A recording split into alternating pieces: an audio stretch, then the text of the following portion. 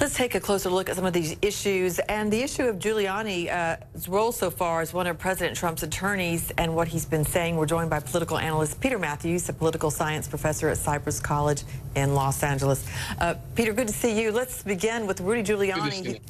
He continues to speak out on the Stormy Daniels story. So the Trump legal team mustn't think this puts the president in any legal trouble, which was the first thought when he started to speak out and made the admission that Mr. Trump had paid the $130,000 back. What are your thoughts about where this is and what Mr. Giuliani's role is? I think they may be misreading the situation entirely, and that is that since Giuliani said that the president did reimburse that money, that becomes an in-kind expenditure on the part of the president on his own campaign, which has to be reported. It could also be seen as a loan, because don't forget that Cohen made that payment before the president gave the money back later.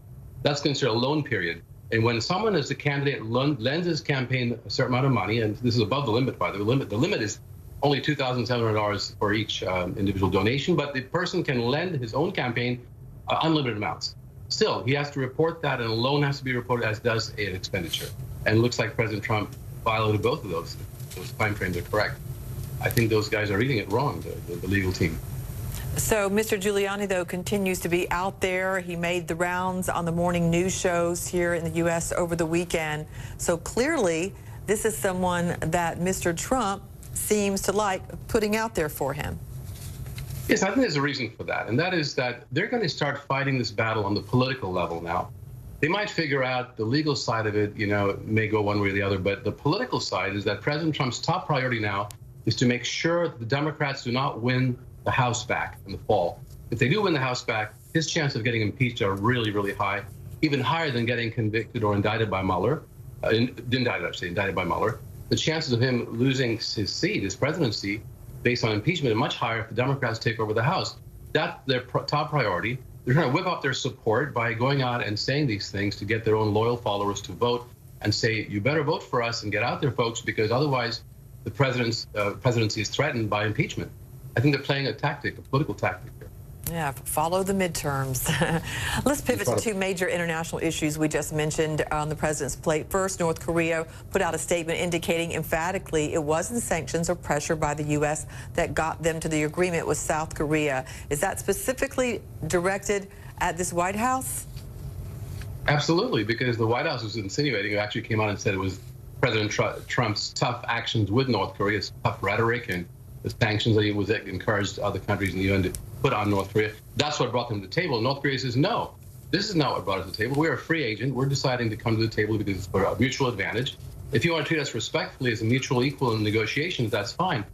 But if you don't do that and you say that we came only out of threats, that really denigrates our position. And North Korea took offense, showed that they took offense to that and tried to get President Trump on our side to be more equitable and fair to North Korea and more respectful in a sense. Do you think that that could negatively impact the upcoming meeting?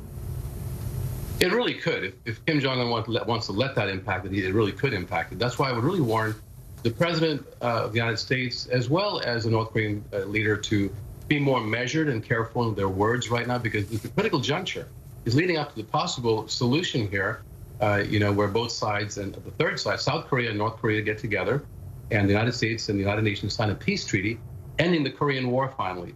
It's going to be a very major accomplishment. If that step could be taken, then the nuclear issue can then be negotiated after that, or during the same time, step by step. So it's a critical period. If the president uses a rhetoric that would turn off the North Korean leadership or push them in a corner, and don't forget, in that culture, there's this idea of saving face. You cannot be in any way denigrated publicly by your opponent. So I hope President Trump understands the cultural differences and actually uses more diplomatic language when he's working with North Korea right now. Well, another issue is the Iran nuclear deal. The U.S. still hinting it will pull out. The British foreign minister said this, writing in the New York Times, as we just mentioned, I'm sure of one thing, every available alternative is worse. The wisest course would be to improve the handcuffs rather than break them. Why is the U.S., Peter, threatening to pull out rather than working with our allies to improve the plan that's in place? Natalie, it's actually not just the U.S. It's President Trump and his administration, basically. But even there are people in his administration who say, let's stay in the deal, such as Defense Secretary Mattis. There are many, many American leaders in the Congress and in the foreign policy establishment that believe, like Mr. Johnson does, Foreign Minister Johnson, that we have to stay in this deal because it does get Iran to give up about 15,000 centrifuges, which will help them enrich low-grade uranium to build bombs. They're giving up almost most of them, and they're keeping only old centrifuges. There are step-by-step requirements for Iran to denuclearize in the sense that at least stop the production of weapons or stop the movement toward producing them. And that way, in exchange, the Western powers and the United Nations, we lift sanctions on them. And that's a very good incentive for them. So there is a really mutual benefit here. And most of the world, especially the European allies of ours, say to Mr. Trump, do not pull out of this precipitously. You shouldn't pull out at all. In fact, take the deal now and strengthen it. Mend it, don't end it. Because many of them have said it would likely create a more dangerous situation with Iran if the United States pulls out of the deal. How is that? Absolutely, because then Iran will have free hand to go out and crank up its nuclear weapons production program completely with no restrictions. And we'll have another North Korea situation on our hands, and that would be untenable. Because right now we're trying to prevent Iran from getting to the point where that North Korea got to after North Korea actually built many, many nuclear bombs and also missiles to deliver them. Right now, Iran has the brakes put on it as far as developing nuclear weapons itself, the bombs itself. And the missile technology is still being developed, but we can work on getting them to give that up as well. And there's one more thing, Natalie. There's Article 6 of the NPT, the Nuclear Non-Proliferation Treaty, which requires that the countries that have nuclear weapons right now, and back when it was signed in 1970, the 5 nations that had the weapons were supposed to set themselves a timetable to work toward a long-range disarmament program until the whole world will be free of nuclear weapons with international safeguards and inspections. That never took place on the part of the countries that had nuclear weapons. It encouraged more countries to actually get them, and now we have at least 9 countries that have them, either acknowledged fully or otherwise non-acknowledged, like Israel. So it's very interesting to see that we have to have fairness and equity in deciding how to rid the world of these weapons, or at least bring them under control, or they will be used one of these days, unfortunately, as all weapons have. Exactly, and we're coming up, this week will be pivotal as we're just days away from the deadline when the United States has to make its decision. Peter Mathews, as always, we appreciate your professional input. Thank you, Peter. Thank you, Natalie.